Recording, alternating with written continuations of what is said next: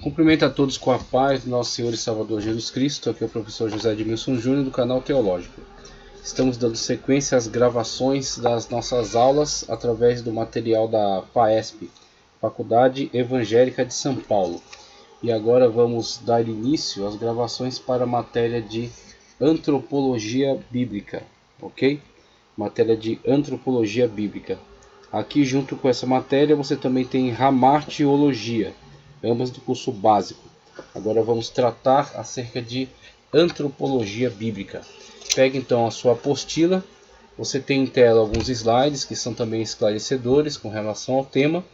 E na matéria de Antropologia, que é a parte 1 da nossa apostila, você terá então a introdução na página 9, criado à imagem de Deus na página 12, introdução ao conhecimento de Deus na página 15, atributos e aspectos da semelhança na página 19, criacionismo, a doutrina ensinada na Bíblia na página 22, substâncias do indivíduo, monismo, dicotomia e tricotomia, é a página 28, encerrando antropologia com origem da alma, já na página 33. Então vamos caminhar aqui dentro da nossa matéria, trazendo maiores esclarecimentos para você dentro de Antropologia Bíblica. Abra na página 9, vamos fazer a leitura da introdução. Nos diz o seguinte: o tratado a seguir dedica-se à exposição bíblico-teológica da antropologia. Então, o antropo, né, que é o ser humano, a humanidade, logia de estudo ou tratado. Então temos uma antropologia que se interessa por características, aspectos do estudo acerca do ser humano, a partir de alguns prismas, né? Então a gente vai ver aqui, ele vai destacar isso dentro do texto, a partir de um aspecto psicológico, filosófico, sociológico. Então ele vai estudar, ou biológico mesmo, acerca da sua material constituinte, né? Mas tirando fora esses destaques, esses prismas, o nosso interesse é uma antropologia bíblica. O que a Bíblia diz acerca da humanidade, o que a Bíblia diz acerca do ser humano, a sua formação, a sua origem, o seu comportamento, como a Bíblia o descreve em relação à sua importância, o seu relacionamento com o Deus Criador. Então estamos analisando o antropo, a humanidade, mas a partir de uma perspectiva bíblica, tá certo? Nosso estudo é a partir de uma perspectiva bíblica. Sua definição e conceitos, sobretudo a ótica das Escrituras. Sob a ótica das Escrituras.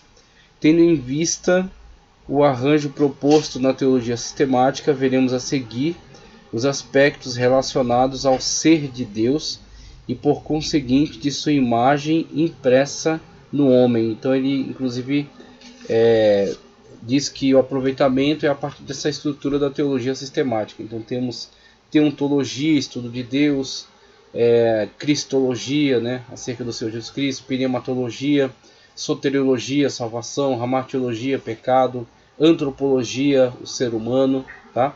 Então dentro dessa estrutura a gente vê os temas, os assuntos de interesse dentro daquilo que estamos estudando, buscando sempre subsídio dentro do fundamento que é a Sagrada Escritura, mas trazendo esse texto base da Sagrada Escritura a partir de um recorte sistemático, né? A partir do interesse desses temas propostos, tá?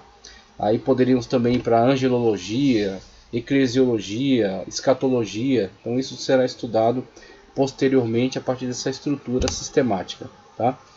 O desenvolvimento pretendido nesse presente capítulo também apresentará questões lógicas dos atributos de Deus no homem e sua composição, de onde derivam os pensamentos divergentes acerca desta formação, na qual discutem as variantes tais como dicotomia, tricotomia. Então temos aí um estudo acerca da estrutura espiritual simonista, uma visão holística, né, do ser, como se ele não tivesse quaisquer divisões, mas fosse apenas um monobloco, vamos colocar assim. Dicotômica, fazendo uma separação apenas geral entre parte material e imaterial, ou a partir de subsídios bíblicos, se ela é tricotômica, que se pressupõe uma divisão tripartite, né, com corpo, alma e espírito, a partir das fundamentações bíblicas que buscaremos para essa análise, ok? Como também o papel dessa criação no universo e questões relacionadas à sua liberdade e autonomia. Maravilhoso. Antes de darmos sequência aqui dentro do conteúdo que está disponível na nossa apostila, eu quero também passar um conteúdo que preparei, que estarei disponibilizando aqui em tela, tá? Que são algumas descrições. Quero trazer aqui somente como ilustração 8 narrativas de mitos, tá certo? Sobre a criação, como as sociedades constroem suas narrativas, como elas falam acerca da criação, qual é a proposta dessas sociedades que estão espalhadas ao longo de diversos locais geográficos e em diferentes contextos históricos, como elas construíram suas mitologias acerca da criação. Então vamos falar, por exemplo, acerca da narrativa Tupi-Guarani. Diz aqui, a figura primária, inclusive está aqui a origem, o local de onde foi extraído, tá? www.historiadigital.org, curiosidades, 10 mitos da criação da vida humana. Então foi extraído desta página da internet, tá? A figura primária na maioria das lendas guaranis da criação é Yamandu, ou Nhandaru, ou Tupã, o deus Sol e realizador de toda a criação. Com a ajuda da deusa Lua Araci, Tupã desceu à terra num lugar descrito como um monte na região do Areguá, ou Paraguai, é o que veio a ser posteriormente o Paraguai. E deste local criou tudo sobre a face da terra, incluindo o oceano, florestas e animais. Também as estrelas foram colocadas no céu neste momento. Tupã então criou a humanidade em uma cerimônia elaborada, formando estátuas de argila. Veja que coisa interessante, como mesmo tendo adaptações, então a humanidade, a partir de uma visão bíblica, tendo essa origem única, tá?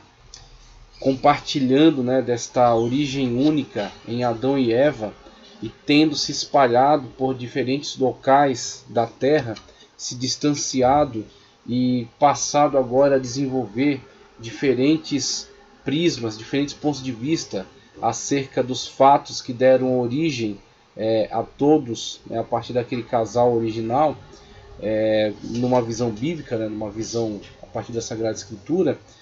Essas sociedades, tendo partido para esses diferentes locais e estarem agora recriando, recontando as suas narrativas, mesmo assim preservam alguns aspectos que podem ser identificáveis como aspectos comuns, que estão, por exemplo, fazendo eco à narrativa bíblica, que estão fazendo eco à revelação conforme as Sagradas Escrituras, né? Então temos aí presentes nas mitologias alguns trechos, tá certo? Alguns aspectos gerais, alguns traços que correspondem muito bem à revelação da Sagrada Escritura, mostrando que na verdade compartilham, né, dessa visão sobre o fato inicial.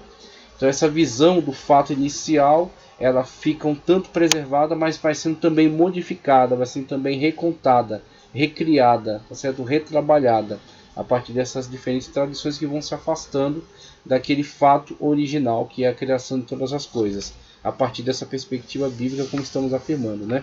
Então diz aí que de fato o homem em algum momento foi estruturado como um boneco de argila, e a partir desse boneco de argila, né, com a inserção do espírito, então agora será um ser humano, terá essa estrutura conforme conhecemos. Então temos aí presente aonde? Numa narrativa tupi-guarani, uma narrativa de povos autóctones aqui das Américas, tá? Depois de soprar a vida nas formas humanas, deixou-os com espíritos do bem e do mal e partiu. E aí temos inclusive essa visão que carrega um pouco dessa visão dicotômica entre bem e mal, né? Então foi dado a ele como que de origem já essas características de ter aspectos bons e aspectos ruins a partir da sua criação mesma. Então temos aí esta forma de entendimento a partir da mitologia Tupi-Guarani. A mitologia asteca, agora América Central, segundo o mito, no princípio tudo era negro e morto. E aí a Bíblia diz, sem forma e vazia. Né? Vê que coisa interessante, né? Vê que aspecto interessante. Os deuses se reuniram em Teotihuacan para discutir a quem caberia a missão de criar o mundo. Tarefa que exigia que um deles teria que se jogar dentro de uma fogueira. E aí temos uma tratativa entre eles, como a Sagrada Escritura também diz, façamos todas as coisas, façamos o homem conforme a nossa imagem e a nossa semelhança. Então a Bíblia Sagrada expressa também essa tratativa que, no entendimento a partir de uma revelação progressiva, olhando a partir de um enfoque neotestamentário, enxergamos tranquilamente a triunidade divina de Pai, Filho e Espírito Santo. E esse diálogo intratrinitário que façamos, né, esse compartilhamento, né, dessa ação, desse poder, dessa autoridade, e dessa imagem comunicada, né, imagem à semelhança comunicada aí para a humanidade, né, para o ser humano. E aqui nessa mitologia, essa mitologia asteca, também encontramos esse diálogo, também encontramos esse sacrifício. Podemos olhar para isso e ver talvez algum resquício do que pode ser entendido dentro da teologia como a kenosis, né? Como o esvaziamento da glória do Filho de Deus e a descida para realizar um sacrifício em prol da humanidade. Talvez é apenas uma observação olhando algum aspecto geral dentro de uma mitologia que pode ser, na verdade, a modificação de um fato real, um fato que verdadeiramente ocorreu e que será agora recontado de diferentes maneiras. Será agora retrabalhado dentro dessas mitologias. Então, o que a revelação da Sagrada Escritura faz? Afasta as modificações, afasta as transformações que isso sofreu ao longo dessa recontagem no processo histórico e entrega o fato real, aquilo que é verídico, aquilo que é verdadeiro, conforme a própria revelação divina nos proporciona, tá certo? Então é isso que é interessante olhar entre a Sagrada Escritura e essas diferentes narrativas. Então é um aspecto interessante que a gente viu aí na mitologia asteca, a mitologia iorubá, agora a origem africana. Na mitologia iorubá, o deus supremo é Olorum, chamado também de Olodumaré. Não aceita oferendas, pois tudo que existe e pode ser ofertado já lhe pertence. Na qualidade de criador de tudo que existe, em todos os 9 espaços de Orum, Olorum criou o mundo, todas as águas e terras e todos os filhos das águas e do seio das terras. Criou plantas e animais de todas as cores e tamanhos, até que ordenou que Oxalá criasse o homem.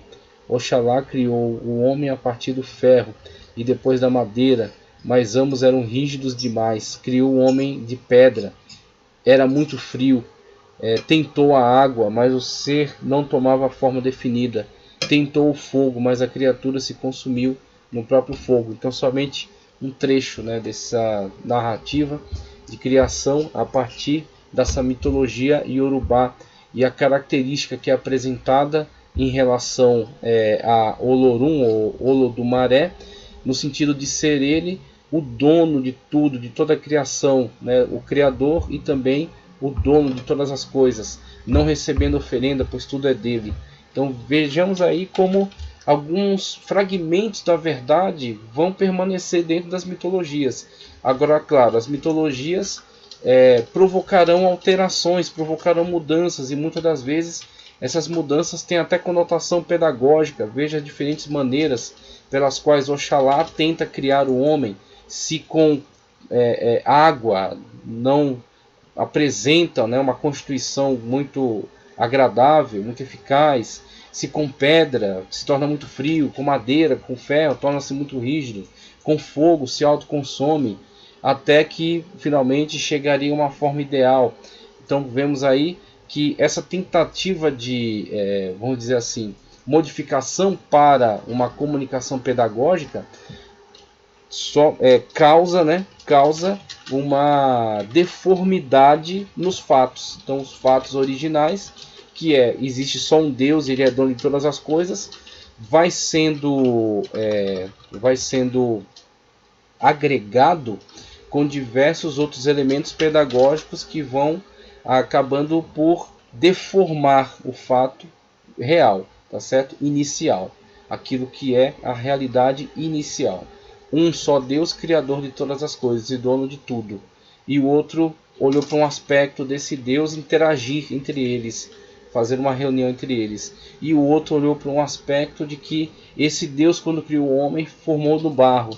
Então cada um tem como que uma faísca daquilo que foi o fato original, mas que foi deformado, que foi transformado, que foi modificado, que foi agregado junto a outras tentativas de ensinos, de lições pedagógicas, né? Então tentando expressar aí alguma lição, ele acaba inserindo esses outros fatos, né, que acabam deformando e tornando aquilo uma mitologia. Aquilo acaba caindo de um fato real para uma mitologia, e a Sagrada Escritura, por meio da revelação, elimina todas esses penduricários, né, esses acréscimos, e deixa somente o fato real. Deus que criou todas as coisas e fez o homem a partir conforme sua imagem e semelhança. Mitologia babilônica, o universo surgiu quando Namu, um abismo sem forma, e aí a Bíblia fala que tudo era sem forma e vazio, enrolou-se em si mesmo num ato de autoprocriação, gerando An, deus do céu, e Antu, ou Ki, deusa da terra. E a união de An e Ki produziu Enlil, senhor dos ventos, que eventualmente tornou-se líder do panteão dos deuses. E aí já entra uma contaminação, que é a questão politeísta. Então você tem tanto uma questão dentro dessa teogonia, né? Os próprios elementos têm vida. Então primeiro um certo panteísmo, que aí depois materializa-se num politeísmo, com deuses que são personificados, não é apenas uma força da natureza, mas são personificados e são diversos deuses. E aí outros aspectos também serão apresentados, como um enoteísmo, com um Deus superior e governando um panteão de deuses. Então você tem tanto aspectos politeístas como enoteístas distribuídos nessas diferentes tradições. Eventualmente tornou-se líder do panteão dos deuses, e isso era muito comum para a Mesopotâmia. Estamos falando de mitologia babilônica, e você tem ao sul da Mesopotâmia os sumérios, na região central mais ou menos os babilônicos, e ao norte os assírios, e eles tinham de fato essa situação muito corriqueira de deuses que se sobrepunham a outros a partir da situação geopolítica e as mudanças que aconteciam. Então, se era determinada cidade, aquele deus local agora tornava-se o deus central do panteão, uma vez que ele, governo da sua cidade, sendo ele patrono daquela cidade, agora estava alçado ao poder. Então havia essas mudanças mitológicas a partir da situação geopolítica também do momento, tá? Então futuramente será Marduk. Então temos aí essas mudanças que vão acontecendo, mas a partir de uma contaminação, tá certo, de outras ideias e outras situações que vão sendo inseridas, mas que contaminam essa faísca de um fato que ocorreu na antiguidade e que desencadeou tudo isso, e que vai sendo modificado e vai sendo transformado em outras formas de narrativas, por isso mitologias. Tá? E mitologias, uma forma de tentar expressar ou explicar da melhor maneira possível aquilo que eles acreditavam com relação à criação de todas as coisas. Próximo vizinho deles, os persas. E aí, dentre os persas, temos o zoroastrismo. Então, o zoroastrismo, os textos do Zendavesta, tá? Então, toda essa tradição que surgiu ali naquela região. Hormuz é o mestre e criador do mundo. Ele é soberano, onisciente, Deus da ordem. O sol é seu olho. O céu, suas vestes bordadas de estrelas. Então, temos uma expressão bastante poética, né? Atar, o relâmpago, é seu cílio. Apor, as águas, são as suas esposas. Ahura Mazda é o criador de outras 7 divindades supremas, os Ameshespenta, que reinam cada um sobre uma parte da criação e que parecem ser desdobramentos de Ahura Mazda, assim como Ahura Mazda estava cercado por 6 Ameshespenta e de todas as outras divindades. Angra Mainyu, ou Ahriman, o deus malfazejo que invade a criação para perturbar a ordem e que é concebido como uma serpente e é acompanhado de 6 demônios procedentes das trevas cósmicas e de um grande número de outras divindades malignas. E dentro dessa narrativa, que é na verdade extremamente dualista, o que é perigoso, você tem que fazer sempre essa ressalva quanto a esse excesso desse dualismo que está presente dentro dessa mitologia persa, de origem do zoroastrismo, né?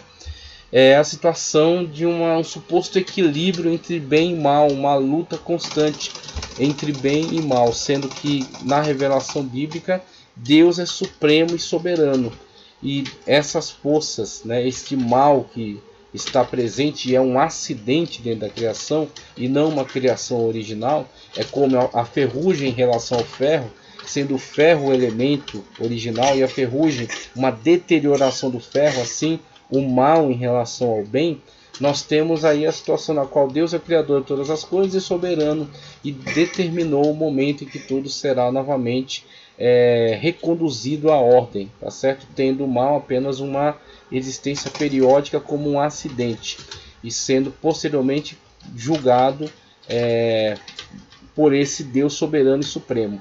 Agora aqui dentro dessa mitologia é interessante vermos a figura da serpente e vemos que de fato há esse espírito maligno e opositor a Deus. E de fato na Sagrada Escritura veremos, né, que há esse mal que se manifestará para a humanidade que foi criada, Adão e Eva que estavam no Éden, e flertará, né, e os induzirá, então conseguirá os seduzir para essa proposta, e devido a essa aceitação haverá então a queda, né, da humanidade, com a necessidade do resgate da salvação através da pessoa bendita de Cristo Jesus. Mas há de fato essa situação que é descrita aqui dessa forma, dessa maneira, né, com essas modificações, com essas transformações, né? Então é interessante olharmos para essas diferentes mitologias e vermos em algum aspecto dela uma faísca do fato real, do fato que realmente ocorreu. Na mitologia nórdica, que é terrivelmente difícil, principalmente por causa dos nomes, mas é assim, você vai vendo um afastamento bastante grande em relação a alguns aspectos que encontramos em outras. Na mitologia nórdica se acreditava que a Terra era formada de um enorme disco liso. Asgard, onde os deuses viviam, se situava no centro do disco e poderia ser alcançado somente atravessando um enorme arco-íris, a ponte Bifrost. Os gigantes viviam em um domicílio equivalente chamado Jotunheim, Casa dos Gigantes, uma enorme abade no subsolo escuro e frio formava Niflheim, que era governada pela deusa Hel. Este era a moradia eventual da maioria dos mortos. Situado em algum lugar no sul ficava o reino impetuoso de Muspelheim, repouso dos gigantes do fogo. Outros reinos adicionais da mitologia nórdica incluem Alfheim, repouso dos elfos luminosos, nem vou tentar ler o que está em parêntese. Svartalfheim, repouso dos elfos escuros. Nidavellir,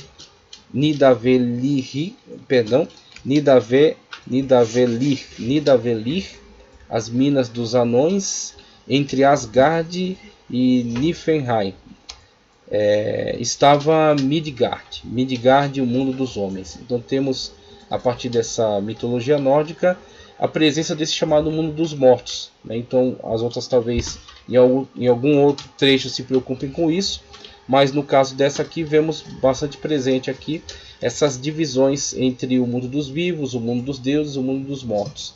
É interessante encontrarmos também essa estrutura aqui, né? Esse trecho que de fato a Bíblia Sagrada nos apresentará quando fala acerca daqueles que partem e estão separados deste mundo, não interagem com esse mundo, estão em outro mundo, estão em outra dimensão, uma dimensão espiritual, não física. Então temos interessante também esse aspecto, né? Mitologia egípcia, já caminhando para o final e ir para a Sagrada Escritura, dando sequência aqui ao nosso estudo.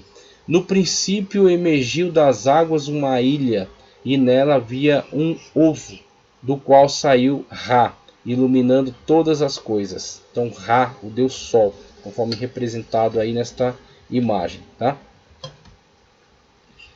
Iluminando todas as coisas. Todos os outros deuses seriam filhos de Ra, Nut, Shu e Geb. A deusa Nut se casou com Geb em segredo. Depois de algum tempo, Ra descobriu o que tinha acontecido e ficou furioso com Nut. Como castigo, tornou Nut estéril. Com isso, Nut usou sua criatividade, desafiando Thoth em um jogo de dados. Com sua vitória, conseguiu que Thoth acrescentasse 5 novos dias ao calendário, de 360 dias. Com os novos dias, que não eram vigiados por Ra, teve seus filhos Osíris, Ísis, Sete e Neftis. Interessante quando coloca essa questão, tá certo? Dessa imersão das águas. E a Sagrada Escritura, de fato, fala que no princípio, né, quando ainda tudo não havia uma forma, era sem forma e vazia, e o Espírito de Deus pairava sobre a face das águas. Então, nas mitologias antigas, muitas desses elementos são usados metaforicamente, são usados para falar acerca de caos, acerca de confusão, de algo que não tem uma forma definida. E é interessante que essa imagem também está presente aqui, no sentido desse Deus, dessa ilha, né, emergir das águas. E aí também fala acerca do ovo, então, tudo que eles aproveitam da natureza como forma de explicação, a explicação que eles estão construindo, e depois acrescentando isso como justificativo para a construção que é feita em relação ao calendário, né? Então aquilo que vamos dizer assim, acordado quanto a isso, né? Aquilo que é resolvido quanto a isso. Então eles aproveitam certos fatos para, a partir deles, também explicar outros eventos maiores, como a construção do calendário. Por que o calendário tem tantos dias? Aí apresenta uma justificativa dentro dessa construção mitológica, né, que houve essa tratativa com Thoth, e a partir disso houve uma negociata, e os 5 dias que são um ajuste do calendário, seriam 5 dias na qual Nut aproveita para conceber os seus filhos, esses filhos sendo Osíris, Ísis, Sete e Neftis. Então tudo isso que adentra a mitologia também tem uma justificativa dentro de outros aspectos importantes, como a constituição de um calendário, a partir de um estudo que é feito na astrologia, nas épocas, né? Mudança de épocas do ano, tá certo? Movimento das estrelas, dos astros de modo geral, dos planetas. Então, tudo isso que é conhecimento que vai sendo acumulado ao longo dos séculos, também vai interferindo e vai modificando a mitologia. Então, a mitologia é útil, é uma expressão cultural, uma expressão de época, né, daquele povo, é uma tentativa de explicações da melhor maneira que eles dispunham, né, para isso, mas você vê também a maleabilidade dela, como ela vai sendo adaptada e vai sendo transformada. E com essa transformação, ao mesmo tempo que ela preserva alguns conhecimentos adquiridos por aquela cultura, e também apresenta justificações daquela cultura e conteúdos pedagógicos, por meio dos quais eles querem comunicar importantes lições, também acaba por se afastar do fato original. Então é isso que é interessante e preocupante. Você olha para a cultura, você olha para a narrativa mitológica, e vê traços culturais importantes, e vê preservação de conhecimento, comunicação de saberes. Mas, por outro lado, ela, quando vai se encarregando desse tipo de comunicação, ela vai se afastando também do fato original. Por isso, o contraste entre a revelação bíblica e as narrativas mitológicas. É interessante estudar as mitologias e entender o que os povos estão tentando comunicar dentro delas, mas também ver o afastamento entre essas mitologias e o fato que é a revelação da Sagrada Escritura. Tá? Interessantíssimo olhar para essa mitologia egípcia. Agora a grega. nos diz o seguinte: primeiro só havia o caos, já começa de forma bem interessante o universo. Depois do caos surgiu Gaia, ou Gaia, a Terra, que é diferente de cosmos. Então você vê a tradução no texto português para mundo, e muitas das vezes você quer entender como a Terra física, quando na verdade muitas das vezes fala acerca de um sistema, tá? Então quando se fala de mundo na Bíblia, nem sempre está se falando de terra, tá? Nem sempre está se falando de planeta, mas às vezes está se falando de sistema. Então, o sistema no qual o mundo vive. Muitas das vezes um sistema maligno e corrupto. Então, por isso que tem conotação negativa muitas das vezes. Mas quando se fala de planeta, muitas das vezes está se falando de Gaia com relação à Terra, tá? A grande mãe de peitos largos, no sentido de ser produtiva, no sentido de ser supridora, tá? Então, principalmente nesse sentido de ser supridora. Depois do brumoso Tártaro, e aí essa palavra ela aparece uma vez só na Sagrada Escritura, é tomada de empréstimo na carta de Pedro, para falar acerca do abismo no qual foram lançados certos anjos. Então, certos anjos estão presos no Tártaro, então é tomada de empréstimo da cultura grega. Submundo que fica debaixo da terra. Eros, o amor capaz de inspirar criação. De caos também nasceram Rébero, as trevas supremas, o que fica debaixo da terra. Enix, a noite. Da noite nasceram Remera, o dia, e Éter, o ar puro, ou ar superior onde vivem os deuses. Então os deuses vivem no chamado Éter. A terra deu à luz primeiro seu consorte Urano e Coelos, céu estrelado para cobri-la. Também deu à luz Óreas, as montanhas, e as ninfas que delas habitam o Ponto, o mar não colhido. Então o Ponto era um local geográfico. Então, para os gregos também um lugar, até enquadrado dentro da mitologia deles, um lugar distante, né? Um lugar de fato misterioso para eles. Então temos aí a mitologia grega como passa também esse aspecto do caos inicial, conforme a Sagrada Escritura também coloca, não caos no sentido de destruição, como alguns até querem traduzir, né? Querem colocar uma lacuna entre o versículo 1 e o 2. No princípio criou Deus os céus e a terra estava sem forma e vazia. Quando olham para sem forma e vazia, querem entender que ali houve uma destruição. E aí alguns até, claro, dentro de uma teologia especulativa, querem inserir um tal dilúvio de Lúcifer, né? Como proposta de Dake, né? De Finney James Dake. Mas na verdade, olhando para a exegese do texto, não há esse favorecimento a essa ideia, mas simplesmente a situação de caos inicial, no sentido de não formado, informe, tá certo? No sentido de ainda estar confuso, não definido, nesse sentido de não definido. E aí a mitologia grega também aproveita um pouco disso, fala acerca desse caos inicial. Ou seja, antes de Deus dar forma a isso, não havia uma forma definida. É nesse sentido, ok? Então é dentro desse aspecto que está trabalhando esses termos, né? Esse texto que estamos mencionando. Vejamos o que a Bíblia diz a respeito, que aí está totalmente relacionado com o material que estamos estudando aqui, a nossa apostila. Sendo essa parte que eu passei um acréscimo, para que a gente possa também olhar para outras culturas e ver alguns aspectos bastante curiosos, bastante interessantes.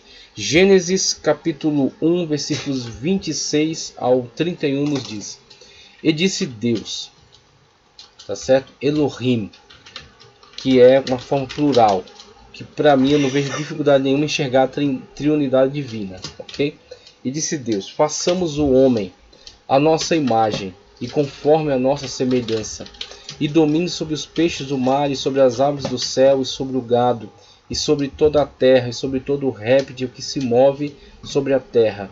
27, que coloquei até grifado em vermelho. E criou Deus o homem à sua imagem, a imagem de Deus o criou.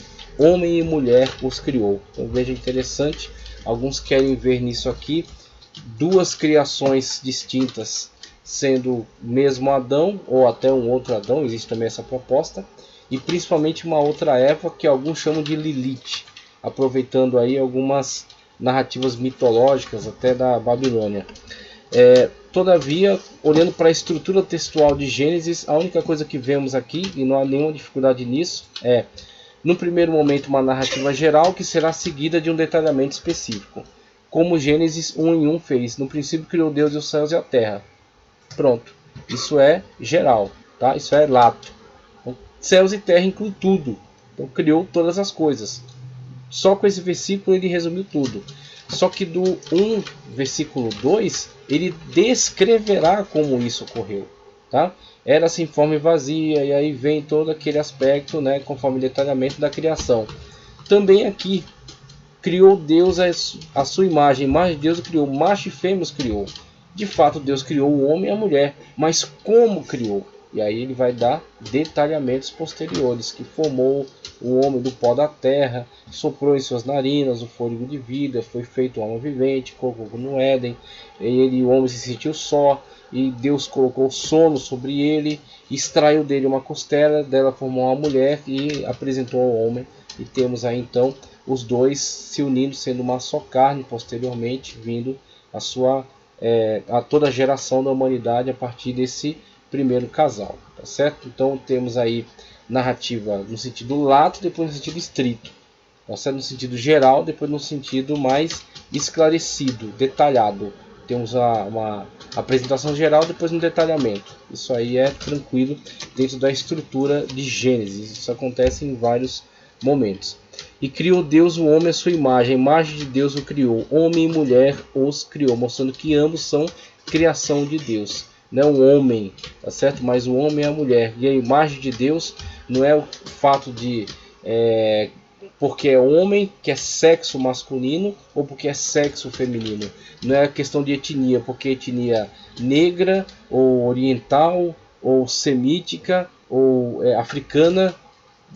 Não é essa questão de etnia, nem essa questão de sexualidade, tá? Não são questões biológicas, tá certo? Aí, questão da imagem de Deus, conforme veremos no desenvolvimento maior, na apostila, é no sentido da constituição humana apresentar esses traços dos dons, vamos colocar assim, tá? Comunicáveis de Deus, dos atributos, perdão, o termo que eu quero é atributos, dos atributos comunicáveis de Deus. E o autor até coloca, ainda existe alguns aspectos dos atributos incomunicáveis, só que colocados de uma forma relativa.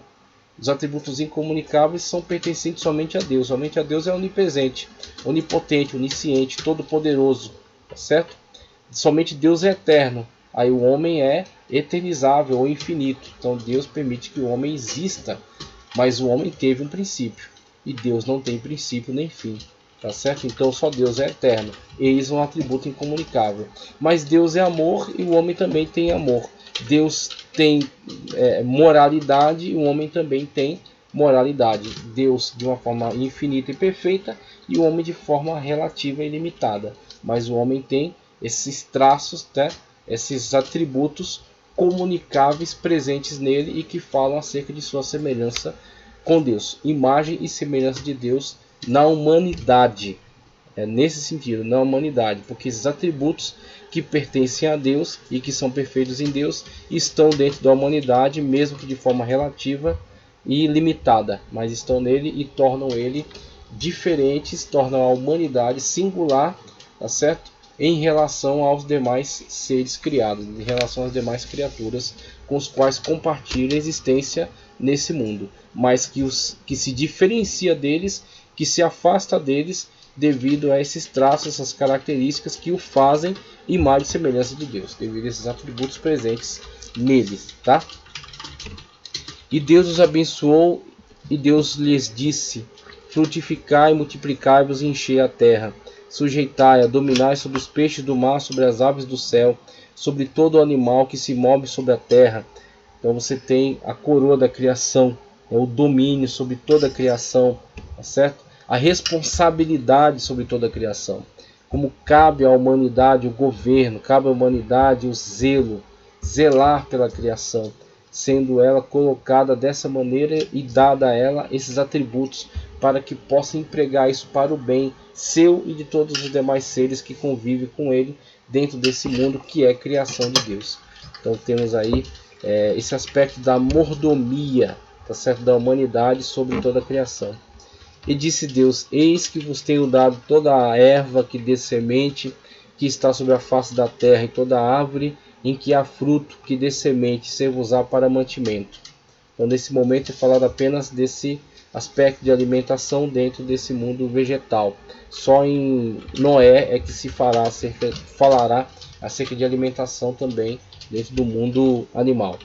E todo animal da terra, de todas as aves do céu, de todo o réptil da terra, em que há alma vivente, toda a erva verde será para mantimento.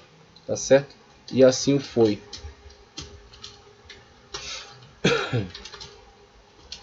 E viu Deus tudo quanto tinha feito, e eis que era muito bom, e foi a tarde e a manhã do dia sexto. Então temos aí a constituição, tá certo, dos seres humanos, a responsabilidade quanto a zelar por todas as coisas, toda essa ampla possibilidade que é dada com relação à alimentação e posteriormente algumas restrições que serão colocadas, mas agora sendo apresentado de uma forma bastante ampla, né? E sendo também trazido a questão da responsabilidade ante toda essa criação, como de fato Deus os constituiu, Deus atribuiu a eles essas características fundamentais e peculiares, né?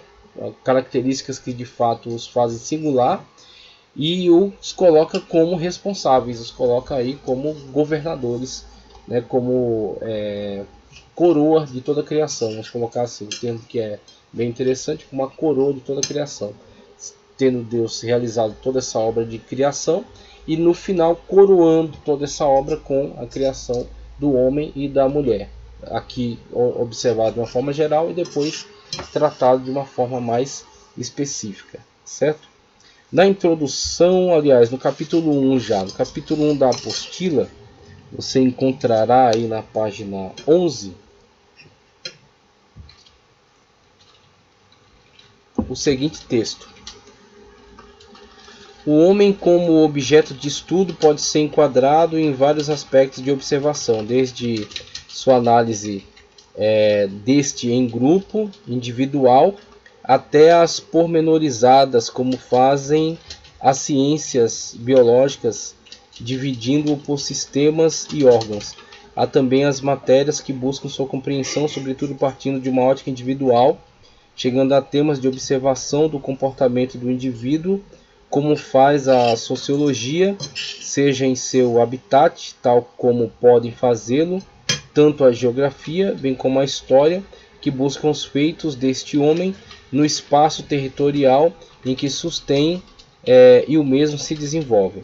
E ainda mais abaixo, a antropologia possui diversas variações descritivas e, por conseguinte, variantes analíticas deste mesmo indivíduo, podendo se dividir em antropologia biológica, cultural, linguística, filosófica e antropologia bíblica, que é o nosso interesse. A antropologia bíblica dedica-se a observar, investigar e formular suas afirmações, tendo como objetivo de estudo o homem.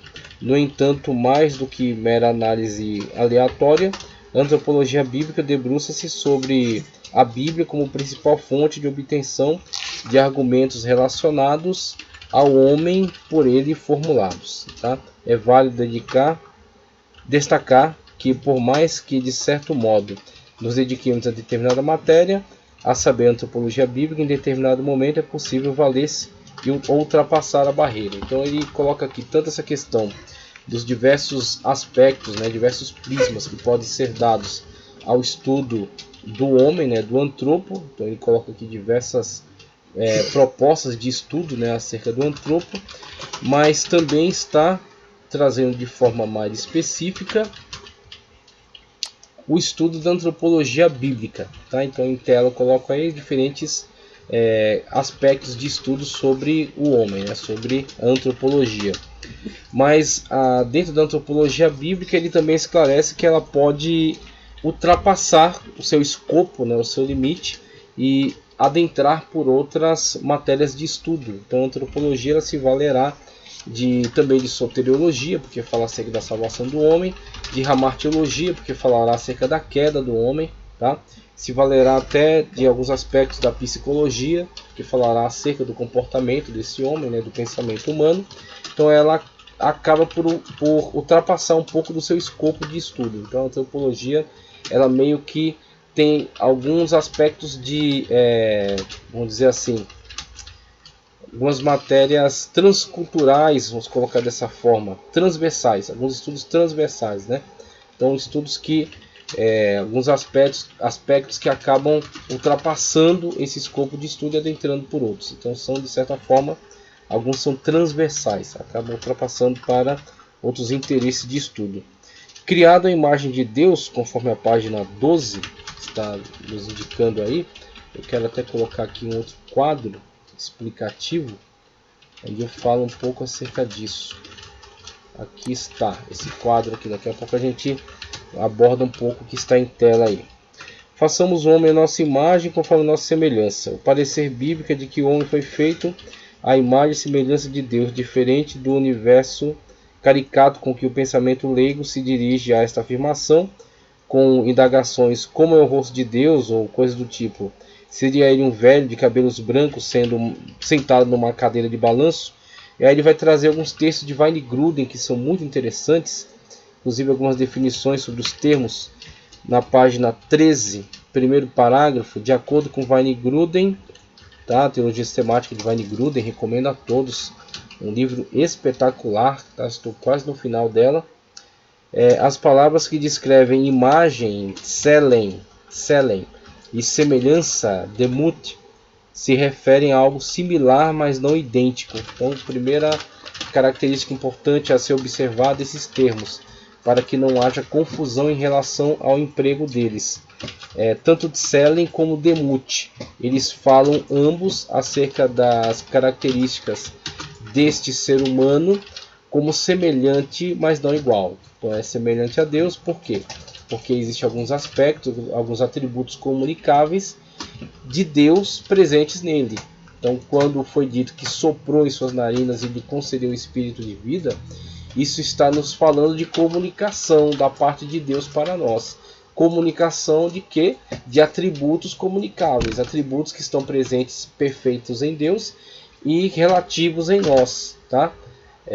Limitados em nós, mas amplos em Deus, totais em Deus. Deus é totalmente amor, mas nós também temos amor. Deus é totalmente moral, mas nós também temos moral, tá certo? Deus é totalmente bondade, mas nós temos também alguns traços de bondade. Deus é totalmente inteligente, mas nós também temos uma inteligência. Então, aspectos ou atributos que são perfeitos e totais em Deus e que são limitados e relativos em nós, mas que nos fazem sim imagem e semelhança, selen demut, imagem e semelhança, não idêntico, mas semelhante. Isso é extremamente interessante em relação à humanidade, para que tenha a compreensão correta da sua importância, mas também da sua responsabilidade. É imagem e semelhança de Deus, é representação de Deus em relação a toda a criação. Então, o ser humano, por ter essas características, por ter espírito, por exemplo, tem essa comunicação com o mundo espiritual, o que em relação aos demais seres, que são apenas almas viventes, o fato de viverem, o fato de fazerem o que fazem, né, já louva a Deus, a criação louva a Deus com o fato de existir, porque é a sua obra, é a sua criação. Só que o homem se relaciona com Deus num outro patamar, um patamar de inteligência, um patamar de racionalidade, ok? Então temos esse nível, essa diferenciação do ser humano para com os demais seres criados, que foram afetados pelo pecado, inclusive, como a natureza geme, esperando a sua redenção, tá? Mas também o relacionamento do homem para com Deus, né? O patamar em que esse relacionamento se desenvolve.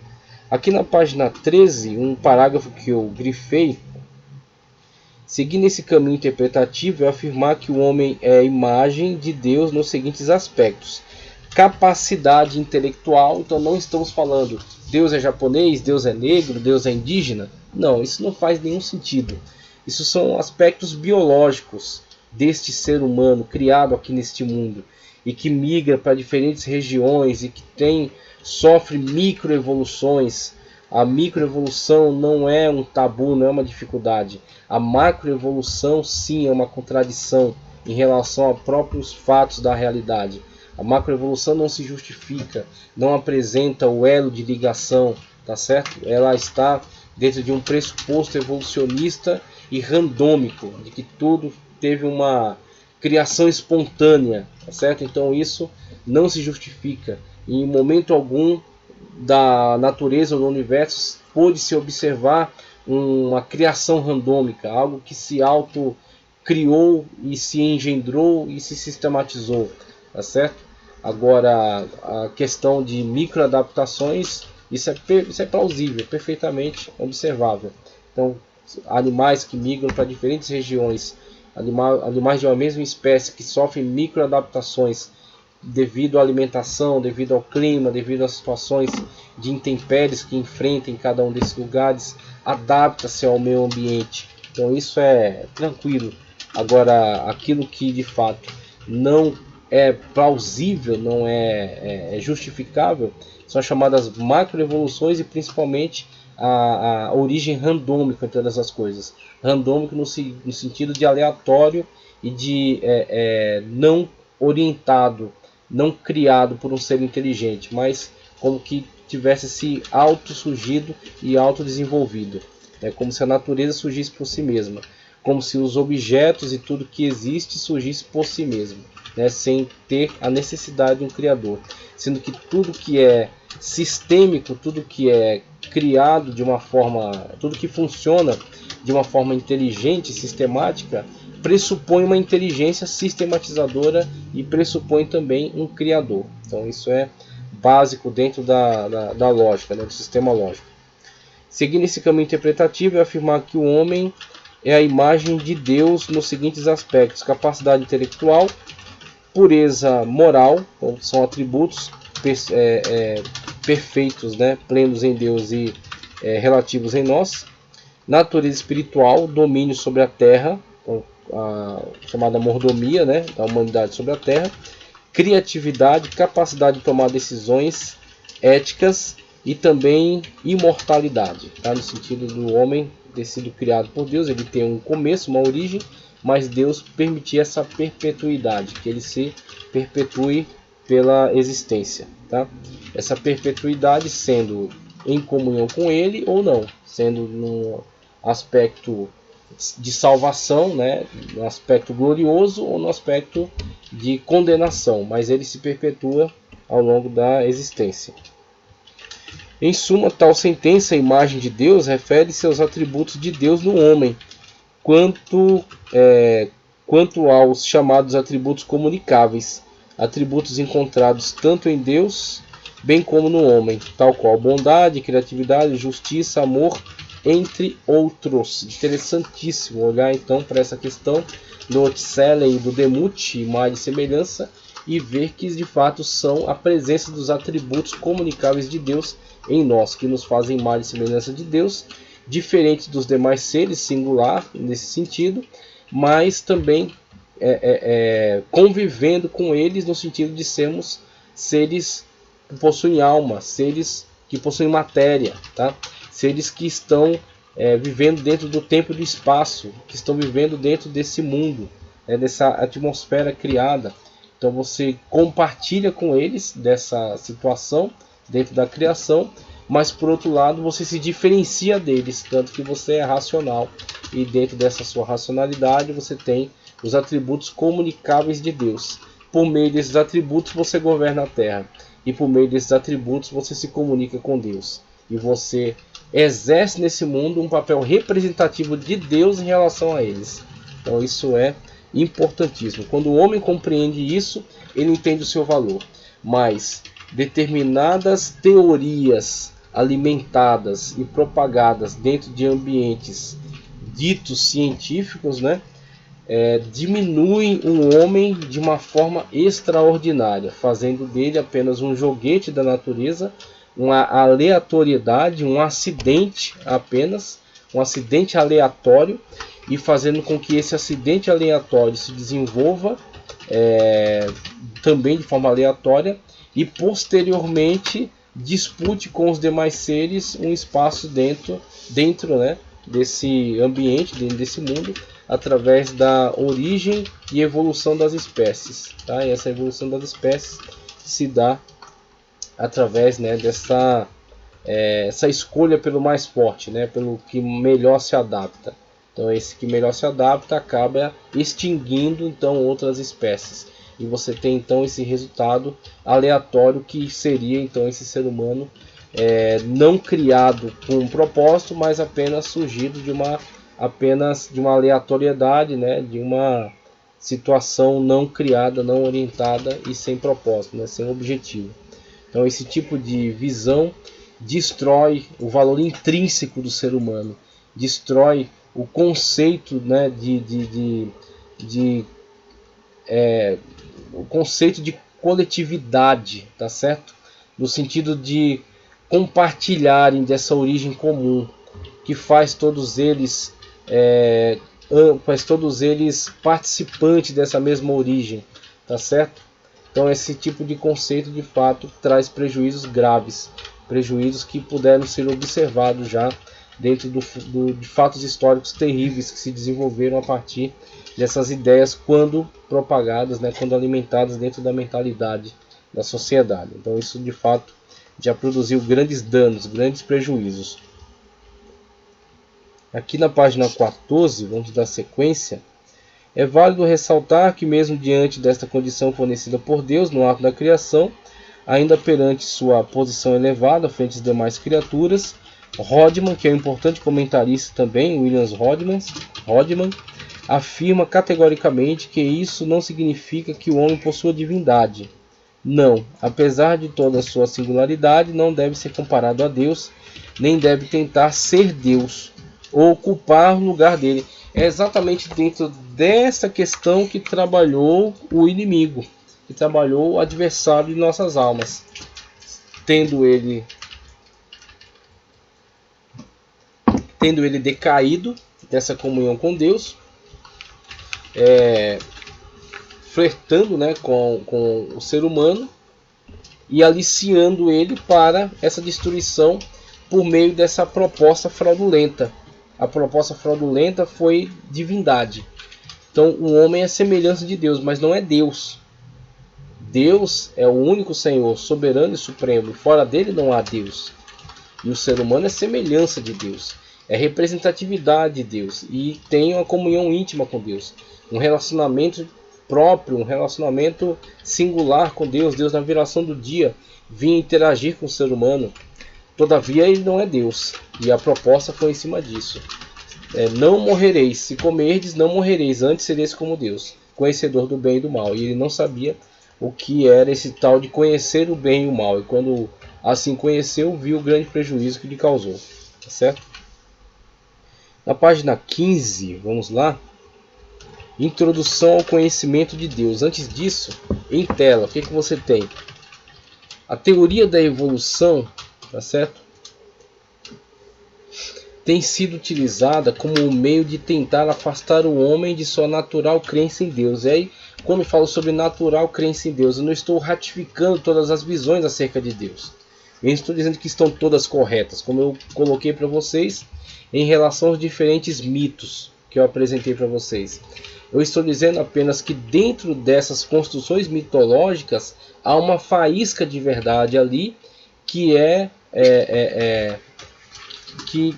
vamos dizer assim, a presença de um fato real, de um fato que ocorreu em algum momento do tempo e do espaço. Ocorreu esse fato. Um Deus soberano, supremo, dono de todas as coisas, criou a humanidade. E essa humanidade interagiu com o mal. E essa interação com o mal trouxe um prejuízo. E esse prejuízo foi propagado para toda essa raça humana. E isso, quando você busca nas diferentes mitologias, aparece de diferentes formas. Então você tem ali uma faísca da verdade que é muito corrompida por outras narrativas acrescentadas, por outras interpretações, outros acréscimos, né?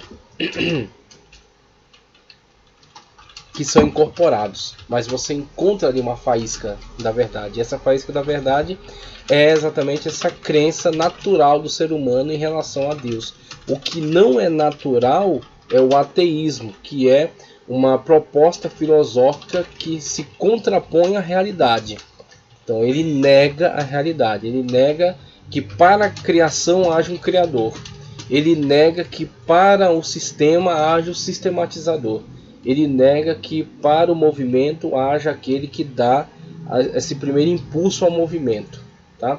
Então ele nega isso e ele atribui ao próprio movimento a sua razão de ser. Atribui à própria criatura a sua autogeração, sua autocriação. Então ele vai negar tudo isso a partir de uma construção posterior. Mas isso não está na origem, isso não está na base do pensamento e do sentimento humano. Dentro de todas as sociedades há esse conceito de que sim, há um Criador. Esse Criador criou todo o universo e também o ser humano de forma específica. Temos aqui: afastar o homem de sua natural crença em Deus, mas fracassa, pois mesmo declarando como tese científica, não apresenta as provas da evolução.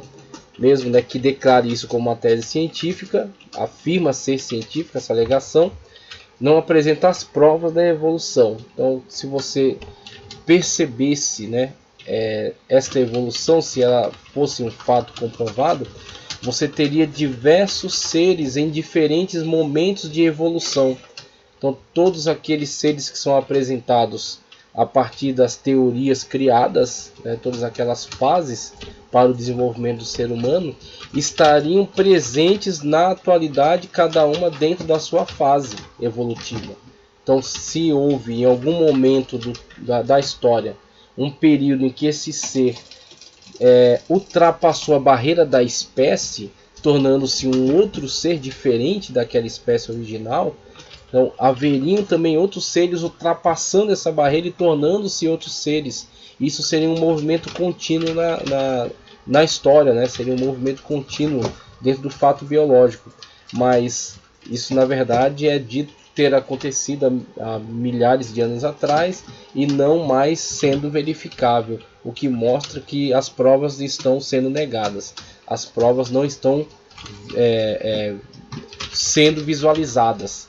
Então, é apresentada a teoria é apresentada como dogma, a teoria é apresentada como um artigo de fé, onde as pessoas ouvem e creem, e muitas das vezes se questionam, são desacreditadas, mas não é apresentado o elo, não é apresentada a prova.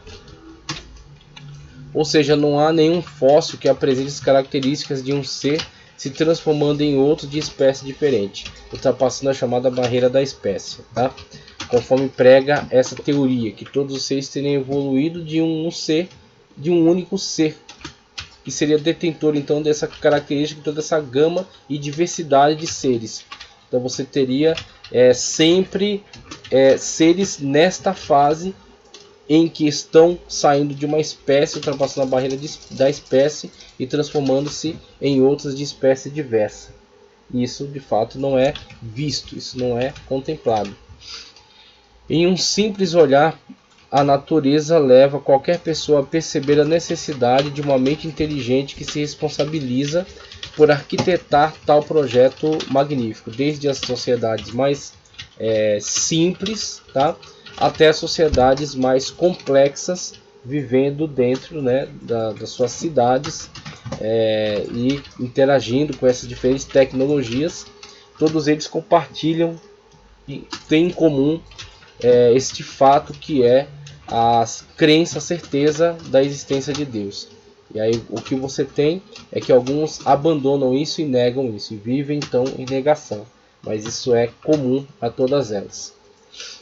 A ciência honesta, colocamos aqui, não a ciência que está comprometida ou enviesada numa tentativa de provar a existência de Deus e nem de não provar a existência de Deus, mas uma ciência que está comprometida em, a partir dos seus meios de verificação, observar a natureza, tá certo? E analisá-la e apresentar dados acerca dela. Então a ciência não tira conclusões filosóficas, nem teológicas, nem religiosas, nem dogmáticas, mas ela apresenta essa sua análise e apresenta as teorias a partir delas. Então, a partir da análise que foi feita sobre aspectos geológicos, tá certo? Sobre aspectos antropológicos da humanidade, sobre o espaço, a astronomia, ele vai apresentando esses dados, né? E esses dados serão então disponibilizados para aqueles que os leem e a partir dessa leitura tinham conclusões. Mas a ciência honesta, ela simplesmente a partir dos instrumentos que possui investiga a natureza.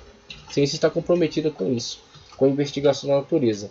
Por isso que tentar obter provas acerca de Deus dentro da ciência é você estar fazendo uma pergunta equivocada, porque a ciência não analisa aspectos espirituais, ela nem tem instrumentos para analisar o espiritual, ela analisa o físico, aquilo que está dentro do âmbito do tempo e do espaço, o mundo físico. Então é isso que a ciência se importa, é com isso que ela se interessa, e é de fato isso que ela tem que analisar. Comprometida com a verdade, não está envolvida na missão de provar a existência de Deus, mas sim em estudar a natureza de forma séria, desvinculada de teorias inventadas a fim de promover determinadas ideologias. E quando assim faz o seu trabalho, podemos ver a inteligência de Deus. E aí você, observando os dados levantados pela ciência, quando apresenta informações mais detalhadas, tá, acerca da natureza, você olhando para esses dados enxerga a assinatura de Deus. Você enxerga de fato a assinatura da inteligência criadora de todas as coisas. Quando você olha para a constituição humana, tá certo? Quando você olha para a célula humana, você olha para o DNA humano, você olha ali a assinatura de uma inteligência criadora. O Dr. Enéas poderia falar muito melhor acerca disso, quando ele fala que dentro de um código genético há tantas enciclopédias Barça, né? Que eu de memória sou péssimo, 300 mil talvez, não sei, não me lembro agora do número correto, mas ele disse, há tantas enciclopédias Barça dentro de um traço do código genético.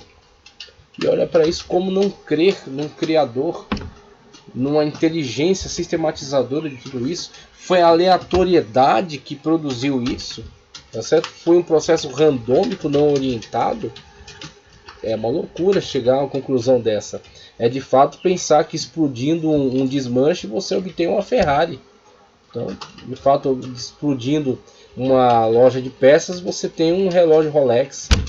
A partir de um processo randômico, uma explosão não orientada. Então, de fato, olhando para esses aspectos, a partir de uma ciência comprometida em investigar a natureza e apresentar os dados, olhando para esses dados, você vê a assinatura da inteligência de Deus. É interessantíssimo olhar para esse ponto. Na página 15, introdução ao conhecimento de Deus. Introdução ao conhecimento de Deus, inclusive, alguns textos aqui que eu quero apresentar. Deixa eu ver esse aqui primeiro. Deus se manifesta através da natureza, tá? Através do mundo espiritual e através de sua palavra. Então temos aí a natureza, é o grande livro de Deus, né? Então temos essas imagens aqui, inclusive que eu selecionei, né? A galáxia, todas essas estrelas e planetas, tá? A fauna, a flora, toda essa diversidade de seres, né? O planeta, né? A sua hidrografia, né? Suas montanhas, seus relevos, né? Tudo mais que ele apresenta, toda essa beleza. Tudo isso é a assinatura de um grande artista, né? Assinatura de uma grande inteligência criadora de todas as coisas, a quem chamamos Deus, e que João no seu Evangelho diz que é o Verbo divino, por meio de tudo por meio de quem tudo foi feito, sem ele nada do que foi feito se fez. Tranquilamente João diz, Jesus Cristo, o autor de toda a criação. Deus se manifesta através da natureza, que é o grande livro de Deus para toda a humanidade, tá? Paulo prega utilizando esse grande livro de Deus, falando do Deus que dá a chuva, o mantimento, né? Deus que dá a vida. Então a natureza, tá? O mundo espiritual, de uma forma mais específica, né? O mundo espiritual, e através da sua palavra. E não crer em qualquer destas realidades é sintoma de uma fé deficiente. Inclusive, negar tudo isso é tão complicado, tão difícil, né? Tão complexo, que eu tenho um livro aqui escrito por, acho que foi Norman Geisler, ele diz, não tenho fé suficiente para ser ateu. que ele diz, tem que ter muita fé para você defender o ateísmo, porque de fato é você viver em contradição com a realidade, você acordar, olhar para a natureza e ter que todo dia negar que um Deus criou tudo isso que está diante de nós, né? Todas essas coisas. Então, o texto que eu acabei de ler: portanto, tendo conhecido a Deus, não o glorificaram como Deus, nem lhe deram graças, antes em seu discurso se desvaneceram, e o seu coração insensato se obscureceu. Dizendo-se sábios, tornaram-se loucos. Dizendo-se sábios seus próprios olhos, né? Uma sabedoria carnal e animal. Dizendo-se sábios, tornaram-se loucos. Pense em um grande relógio. Então, essa parábola do relógio, né? Claro que ela é deficiente, tem muitos problemas, né? Existem muitos problemas nela, mas ela é apenas uma ilustração, uma pequena ilustração. Imagine a complexidade de seus mecanismos, quantas rodas e catracas tem que girar sincronizadamente. Então, essa visão da concatenação, tudo tem que funcionar concatenado. E para que seja concatenado, tem que ser inteligente. E essa inteligência que de fato conduziu todo esse processo para que tudo isso funcionasse de forma sincronizada. Molas têm que estar estiradas e comprimidas, alavancas têm que mover outros mecanismos, e sempre com a pressão e a velocidade correta, sem contar as diferentes velocidades que são aplicadas aos diferentes ponteiros. Tudo tem que estar ligado aos eixos e devidamente parafusado em seu lugar, a fim de produzir um movimento sincronizado, e tudo isso para que os ponteiros mostrem devidamente a passagem do tempo no visor frontal, que com uma bela decoração e marcadores oculta todo o complexo mecanismo escondido dentro da carcaça. Você olha para o mundo e você vê toda essa beleza, e para que esse mundo funcione, há toda uma inteligência em tudo aquilo que está presente nele, nos animais que vivem na natureza, tá certo? Com todo o seu movimento de estações, de épocas, na Terra com a sua rotação em torno do seu eixo, a sua translação em torno do Sol, e ainda o movimento que o Sol e os planetas fazem dentro da galáxia, e o movimento da galáxia no universo. Então você tem todo esse giro, tá certo, desses astros, né, e desses planetas, e tudo isso sincronizadamente para que o ser humano exista dentro dessa fração, dentro dessa possibilidade ínfima de existência. Se estivesse mais próximo do Sol, não seria possível sua existência. Veja Mercúrio. Se estivesse mais distante, também não seria possível. Veja outros planetas que estão mergulhados em gelo, né, e escuridão. Apenas neste lugar e nessas condições para que exista toda esta vida dentro de todo esse universo estudado. Até este momento, apenas neste lugar há esta vida, certo? Então, para que isso ocorresse, de fato, uma inteligência conduziu todo este processo, para que isso acontecesse neste lugar e neste momento, certo? Então, pensar que isso foi fruto de uma aleatoriedade é, de fato, viver em negação da realidade. Não se iluda com aquilo que tem sido colocado diante de seus olhos. O universo é bem maior do que aquilo que nossos olhos podem alcançar. E o fato de existirmos é porque existe um sistema ajustado milimetricamente para que possa haver um planeta com a proximidade certa do Sol, com a rotação e a translação adequada e com as condições favoráveis para a existência de todos seres, inclusive nós, só nós em todo este universo, pelo menos até este momento, só nós dentro de todo este universo. A Terra, seu satélite, a Lua, os demais planetas em torno do Sol e o Sol dentro da galáxia. Tá? Temos então todo esse importantíssimo sistema. Se eu dissesse para você que de repente houve uma explosão em um depósito de peças, e dessa extraordinária explosão, depois de muito tempo, surgiu este complexo relógio, você acreditaria? Temos aí todo esse sistema, ok? E isso não é nada diante da complexidade de uma célula humana, por exemplo, tá? Pois saiba que a célula humana é milhões de vezes mais complexa do que um relógio. Aí você tem toda essa estrutura celular, né? membrana celular, ribossomo, núcleo, centríolos, retícula endoplasmática, citoplasma, lisossoma, mitocôndrias, complexo de Golgi, todos os componentes aí desta célula. Mais complexo do que um relógio, obviamente, muito mais, infinitamente mais complexo do que um relógio, e necessita de que seu complexo sistema funcione simultaneamente e milimetricamente para que possa existir. Todas essas estruturas têm que estar presentes no mesmo momento e tem que ser dado o start, a energia inicial, para que elas possam funcionar e dar continuidade a esse funcionamento, com a absorção, tá certo, dos elementos necessários, produção de energia e descarte daquilo que foi, né, do resultado, né, daquilo que foi consumido. Todo esse sistema tem que funcionar simultaneamente, todas essas estruturas têm que estar presentes simultaneamente para que isso exista. E aí, sobrou algum espaço para a aleatoriedade, para o processo randômico? E mesmo assim alguém quer que você acredite que todo esse sistema perfeito surgiu aleatoriamente, em uma sopa que ficou por milênios, né, bilhões, trilhões. De repente, ao acaso, surge a vida, e todos os microscópicos mecanismos do nada, aleatoriamente, surgem e começam a funcionar perfeitamente. E depois de outros tantos milênios, esse ser se transformará na infindável gama de seres que compartilham conosco da vida, tá? Então essa é a proposta. Será que é difícil ver que tais mitos foram criados por mentes que detestavam e detestam dar glória a Deus, e para negá-lo submetem até a ciência a ter que desenvolver mitos absurdos tais como esse? Do surgimento randômico, do surgimento aleatório, tá? Então temos aí este absurdo, né, diante dessas propostas, e de fato uma observação mais profunda, mais detalhista em relação à descrição bíblica de todo esse processo de criação. Introdução ao conhecimento de Deus, conforme eu já havia falado aqui. É consenso a premissa de que quanto mais eu conheço Deus, igualmente, vou passar esse aqui.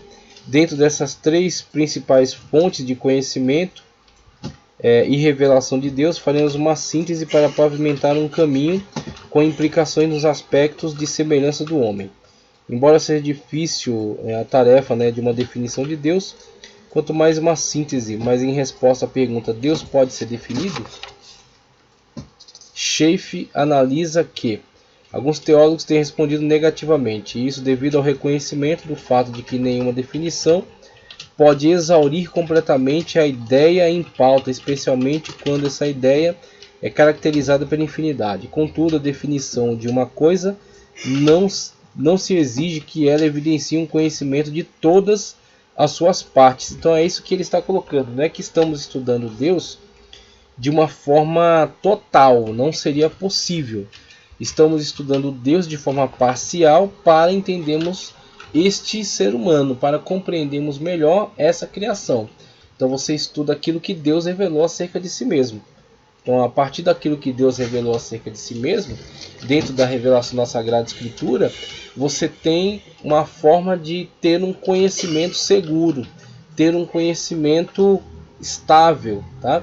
E você se apartar das distorções mitológicas e ir para o campo da revelação. E a partir da revelação, uma compreensão parcial, obviamente, dentro daquilo que foi possível nos comunicar, aquilo que era cognoscível, né, a nós acerca de Deus, e a partir daquilo que conhecemos dentro dessa revelação, entender também o relacionamento entre o homem e Deus, tá certo? Então é isso que estamos buscando aqui, um conhecimento suficiente, não conhecimento total. É o conhecimento suficiente para glorificarmos e para nos relacionarmos com Deus. Então, a partir disso, ele tem as três divisões aqui, ó. Deus é um ser espiritual, é o A, está na página 17 da sua apostila, tá? Na página 17. O ponto A é Deus é um ser espiritual. O B é um ser moral. E o C é um ser intelectual. Então ele diz, é um ser espiritual. Ser espiritual toda vez que falarmos sobre formas de Deus, tá? As mãos de Deus, ele vai falar melhor acerca disso, as linguagens antropopática e antropomórfica. Ele já vai chegar lá, tá? Mas todas as vezes que falarmos acerca disso, saiba que é apenas uma linguagem metafórica. Deus é espírito, tá?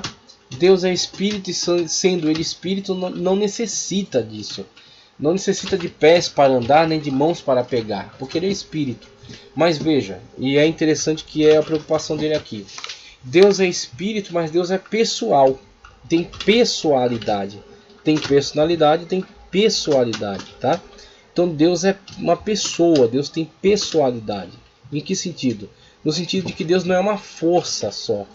Deus não é uma energia apenas, como algumas religiões assim querem descrever. Então, por exemplo, o hinduísmo tem um conceito panteísta, na qual a maior definição que damos é Deus é tudo e tudo é Deus, a partir da nosso entendimento, né? Claro que isso é uma definição muito pobre, mas é isso, Deus é tudo, tudo é Deus. Então Deus está nas coisas, Deus é as coisas, Deus é o próprio universo. Inclusive Baruch Spinoza, que teve contato com esse tipo de panteísmo, e Hegel também trazem esse panteísmo para a mentalidade ocidental. Para Hegel, Deus é o Estado, tá? Ou a história de modo geral. Para Spinoza, Deus é a própria natureza. A natureza é Deus e Deus é a natureza. A natureza, na sua expressão, ela é a própria vontade revelada, manifesta de Deus, tá? Então você tem essas formas de panteísmo que são trazidos por essas mentes, esses filósofos, né, para dentro do mundo ocidental, ok? Mas olhando para esse aspecto revelacional da Sagrada Escritura, você tem essa separação muito clara. Deus é espírito, mas Deus é pessoa também. Deus tem uma pessoalidade. Em que sentido? De que Deus ele toma decisões pessoais. Deus ele tem inteligência, como ele mesmo vai dizer aqui. Deus ele interage com o ser humano, tá certo? Deus não é uma força cega. Deus ele toma decisões. Deus ele tem plano, ok? Ele decreta algo. Ele também tolera certas coisas. Ele se relaciona. Então, nesse sentido de que ele é espírito, ele não necessita dos mecanismos que são imprescindíveis para um ser biológico. Como é que um ser biológico caminha? Com pés e pernas, tá? Como é que um ser biológico se alimenta? Precisa de uma boca, precisa de um estômago para digerir, tá? Como é que um ser biológico enxerga as coisas? Precisa de olhos. Então você tem um ser biológico que é matéria, que está no tempo e no espaço. E você tem um outro ser que é espiritual. Então ele não precisa desses mecanismos, mas ele é uma pessoa, ele é uma inteligência, tá certo? Ele interage, ele fala, ele ouve, ele pensa, ele planeja, ok? Então nesse sentido, Deus é espírito, mas Deus ele tem pessoalidade. Moral, e aí dentro dessa mesma discussão podemos falar de moralidade, e moralidade ou ética podemos falar de sistema de regramento, tá? Então um sistema de regramento que só faz algum sentido, e aí é um risco, é uma destruição, tá? É uma perversão você ignorar a verdade acerca de Deus, porque ignorar Deus é também destruir a ética e a moral, tá? Ethos mais do grego e mores mais do latim, mas ambos são aproveitados, não são fundidos, são um tanto diferenciados, sendo moral entendido mais como uma construção histórica e ética como uma análise sobre a moral, sobre aquilo que é aplicável universalmente, tá? Mas temos ética e moral, e ética e moral estão fundamentados em Deus, que é a base da moralidade ou da ética, é o padrão. Por que isso é moral e isso é imoral? Porque Deus assim o determina, a partir da sua revelação da Sagrada Escritura, dizendo que isso aqui farás e isso não farás. Pronto, você tem a base para a moralidade. Aquilo que faz sentido para a moralidade. Por quê? Aquilo que atenta contra o regramento moral será punido. Com o quê? Condenação ao inferno, por exemplo. E aquilo que é positivo em relação à moral será beneficiado, será premiado diante de Deus com a graça, a misericórdia de Deus, por exemplo, tá certo? Então temos a base total para a moralidade, que é Deus moral, um Deus moral, um Deus que é pessoa, pessoalidade, que tem pessoalidade, e um Deus que tem moralidade, que por isso é base para toda e qualquer moralidade que se expresse dentro do ser humano, tá certo? Dentro desse sentido. E é um ser intelectual no sentido de que ele interage, ele pensa, ele fala, ele planeja, nesse sentido, tá? Então Deus é espírito, com relação à sua estrutura, vamos colocar assim, o ser de Deus, a estrutura de Deus, ela é espírito. Com relação ao pensamento de Deus, ele é moral. Com relação à intelectualidade, ele é inteligente, ele é racional, tá? Então você tem esses aspectos da estrutura, da moralidade, da conduta, né? E do pensamento, da intelectualidade. Deus é intelectual, ele é um ser intelectual e é um ser inteligente, tá? E aí essas características elas serão então base estrutural para o entendimento da imagem e semelhança. Se Deus ele é espírito, tá? Se Deus ele é moral e ele é inteligente, então ele comunicará também esses atributos ao ser humano. O ser humano é material, mas ele tem um espírito. Então aí você pode ver nisso. O dicotomista diz ele tem parte material e espiritual. O tricotomista diz ele é corpo, alma e espírito. Sendo corpo a matéria, a alma aquilo que anima a matéria, espírito a inteligência, tá certo? Então você tem essa questão tricotomista, que é a que defendemos, que é a que vemos como bíblica, tá?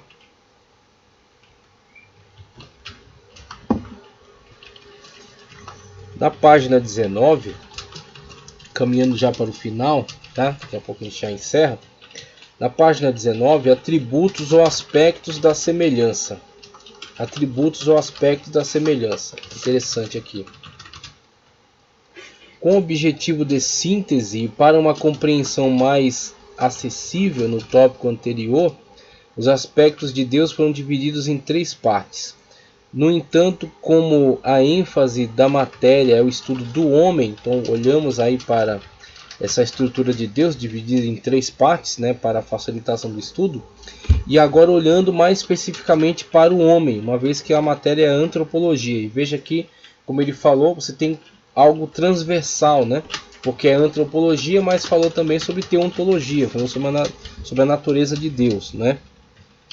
3 partes, no entanto, como a ênfase da matéria é o estudo do homem, veremos a seguir como esquematizado por Gruden, né, Weill e Gruden, os 5 aspectos de semelhança que por sua vez ambientará o estudante no que se refere à comunicação dos atributos comunicáveis. Então Deus, atributos incomunicáveis, é todo poderoso, é infinito, né, é eterno, é onipotente, onipresente, onisciente, isso é incomunicável. Agora, comunicável, o amor, a misericórdia, a bondade, a inteligência, atributos comunicáveis, tá? Como também no que podemos chamar de diminuição dos incomunicáveis e o introduzindo em sequência na formação e origem do homem em suas substâncias. Aspectos morais é o primeiro, destacado aqui na página 19. Somos criaturas moralmente responsáveis pelos nossos atos perante Deus.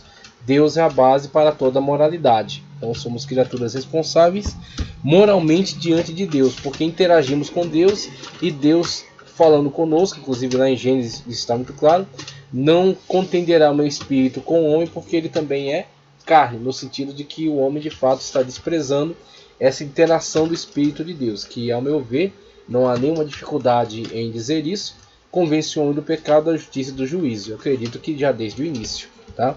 Acredito sim, piamente, que já desde o início o Espírito Santo faz esse trabalho de convencimento e de limitação das ações dos seres humanos. E aí você tem então essa base da moralidade.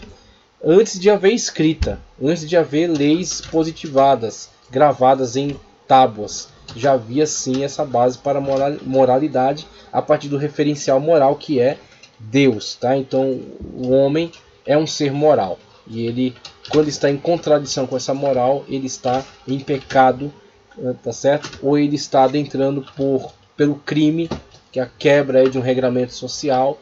Então você tem o crime, mas você também tem o pecado, que é a transgressão dessas bases morais que são colocadas por Deus, que são referenciadas pelo próprio Deus, tá? Aspectos espirituais, não temos somente corpos físicos, mas também espírito imaterial, no sentido de que nós interagimos espiritualmente com Deus. Então, nessa interação espiritual, temos satisfação e alegria quando estamos em comunhão com Deus, ou tristeza, abatimento, né, quando estamos em contradição em relação a Deus. E a partir dessas tristezas e abatimentos virão reações psicossomáticas. Então começa no psíquico e refletirá, né, ou psicossomático, né, refletirá no biológico do ser humano, né, no biológico do corpo humano. Então você tem muitas doenças, muitas crises, você tem muita vulnerabilidade a partir, né, de um gatilho espiritual ou mental. Tá? Então você tem essa situação que de fato se observa muito claramente, essa questão psicossomática, né, que sai do psíquico e aborda o biológico, né, e reflete no biológico. Tá? Então isso aí mostra que de fato a integração entre corpo, alma e espírito. Então afetou o espírito, vai ficar só nele? Não, vai afetar tudo, né? Vai afetar todo o soma, todo o corpo. Tá? Aspectos espirituais, aspectos mentais, aí vai a questão espiritual, né? Essa interação espiritual, mas também essa interação da racionalidade, né? Essa questão mental. Temos a capacidade de raciocinar e pensar logicamente, de conhecer o que nos distingue do mundo animal. Então o ser humano se distingue, se destaca, né, em relação aos demais seres com que compartilha dessa existência, mostrando que somente ele tem inteligência racional. Mesmo que os animais eles tenham certa aptidão, certa inteligência limitada, mas essa inteligência nunca gera autoconsciência. Então ele adquire por imitação essas práticas, então aprende a caçar com seus pais, aprende a ter certas práticas, construir um ninho, construir uma casa, esse tipo de coisa por imitação, né? Mas ele não tem autoconsciência e reflete acerca de si mesmo, de poder tomar outras opções na vida, e ele nunca pensa acerca de outros seres que vivem em outros lugares, tá? Então eles não têm autoconsciência, ele tem apenas uma consciência reativa, no sentido de absorver certas práticas, copiá-las e praticá-las, tá? Nesse sentido, para a sua autossobrevivência, né, para a sua autoprocriação, para a sua sobrevivência e sua procriação, tá? Aspectos relacionais, além da capacidade única de nos relacionarmos com Deus, há outros aspectos relacionais ligados à imagem de Deus. Embora os animais tenham sem sombra de dúvida alguma noção de comunidade, a profundeza de harmonia interpessoal que se vivencia no casamento humano, numa família, numa igreja, comunidade, é muito maior. Então você tem o ser humano e seu aspecto gregário, né? Como de fato ele se reúne em comunidades, ele estabelece normas de convivência, tá? Ele forma a família nuclear, né? A partir dessa família nuclear constitui toda a sociedade, e dentro da sociedade constitui regramentos para um convívio harmonioso, tá? Estabelece essas leis, tá? E comunica isso de geração em geração, faz com que isso seja preservado, né? E seja comunicado à posteridade de forma sistemática. Então temos aí toda essa complexidade do âmbito relacional do ser humano, que faz com que ele constitua sociedades complexas, tá? Então você tem essas características interessantes e peculiares em relação ao ser humano, como diferencia dos demais seres da natureza. Aspectos físicos, ainda não devemos, em hipótese nenhuma, considerar que nosso corpo físico implica que Deus também tem corpo físico. Isso aí foi um erro no qual os mormons erraram, né? Os mormons de fato se equivocam nisso, dizendo que Deus era um homem que evoluiu e que os demais homens também vão evoluir e se tornar deuses. Então você tem essa situação colocada por eles aí, que é bastante estranha, né? Bastante esquisita, não há base bíblica para isso. E eles afirmam isso e dizem que há nos diferentes sistemas planetários, aí, sistemas solares, homens que evoluíram, se tornaram deuses também e estão lá procriando, e essa procriação dele produz as almas. Então, é uma mitologia terrível, né? Então é um grupo que se diz cristão, mas está imerso numa mitologia grotesca, muito grotesca. E aí você tem essa separação muito clara entre que é a imagem e semelhança daquele que é o próprio ser. O homem é, o ser humano é, homem e mulher, imagem e semelhança, ok? E não o próprio Deus. Deus é um ser singular, é um ser pessoal, é um ser único, que não divide sua glória com ninguém e cujo Deus, fora dele não há outro Deus, ok? Então temos aí esse único Deus e Senhor, Criador de todas as coisas. Fechando aqui nossa aula, já mais de 1h30, página 21, e aí vamos dar prosseguimento posteriormente na página 22 com criacionismo, doutrina ensinada na Bíblia. Aí veremos as diferentes hipóteses, né, levantadas com o prevalecimento aí do chamado criacionismo. Mas aqui encerramos com a leitura desse parágrafo na página 21 que diz: contudo, é possível dizer que o homem possui a impressão de seu Criador, e que o homem, como na condição de Adão, era plenamente portador tanto da imagem bem como da semelhança de Deus. Logicamente, nossa estrutura linguística para nos referirmos a Deus é reduzida a uma linguagem cognoscível, ou seja, possível de sermos alcançados por ela, possível de compreendermos a ela, cognoscível, da nossa cognitividade, nossa capacidade de absorver conhecimento, tá? Então Deus fala de forma cognoscível a nós, ou seja, Deus terá então que se diminuir, né? Terá que falar dele de forma mais limitada, para que o ser humano, limitado como é, possa absorver aquilo que é suficiente para compreender a Deus, não para conhecer totalmente, mas para compreender algo acerca de Deus, tá? É reduzida a uma linguagem cognoscível, de forma que fazemos uso de linguagens antropopáticas, né? Linguagens como antropopatismo e antropomorfismo. O primeiro é atribuído a sentimentos humanos a Deus, ira, raiva, furor, cólera, etc. Já o segundo é a atribuição de formas humanas a Deus, mão de Deus, olhos de Deus, Deus se inclinando e tal. Então essas linguagens, que são linguagens tipicamente humanas, né?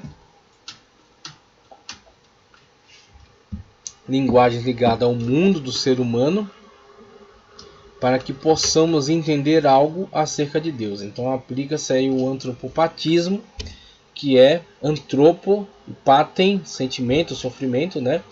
Sofrimento humano, sentimento humano. Linguagem antropopática, dizer que Deus irou, se alegrou, se entristeceu e tal, são atribuições de linguagem humana a Deus. Estamos olhando para os nossos sentimentos e atribuindo isso a Deus, para que possamos compreender algo acerca de Deus, porque nós não falamos na língua de Deus, nem temos o conhecimento que Deus tem. Então falamos no nosso, na nossa linguagem, na forma que entendemos e compreendemos. Então atribuímos a Deus os sentimentos que são nossos, tá? Então isso é o antropopatismo, sentimentos, e antropomorfismo, formas, tá? Antropomorfe, então forma. Então os olhos de Deus, Deus precisa de olhos? Não, Deus é espírito. As mãos de Deus, Deus precisa de mão? Não, Deus é espírito. Deus não pega? Sim, Deus pega. Deus quer que isso venha até ele e isso vem. Deus pegou o profeta pelos cabelos, levou da Babilônia até Jerusalém. E aí? Deus pega sim, Deus, mais do que isso, Deus cria algo a partir do nada, somente pela sua palavra geradora, criadora de todas as coisas. Tá certo? Então você tem essas situações que nos descrevem, né, a discrepância entre o homem e Deus. Mas para que o homem possa entender a Deus, ele precisa aplicar essa linguagem. Pés de Deus, mãos de Deus, os cabelos, né, no banquinho no qual Deus coloca as pernas, o trono de Deus, para que possamos fazer uma imagem cognoscível, uma imagem que possamos compreender acerca de Deus, que é puro espírito, ser espiritual, tá ok?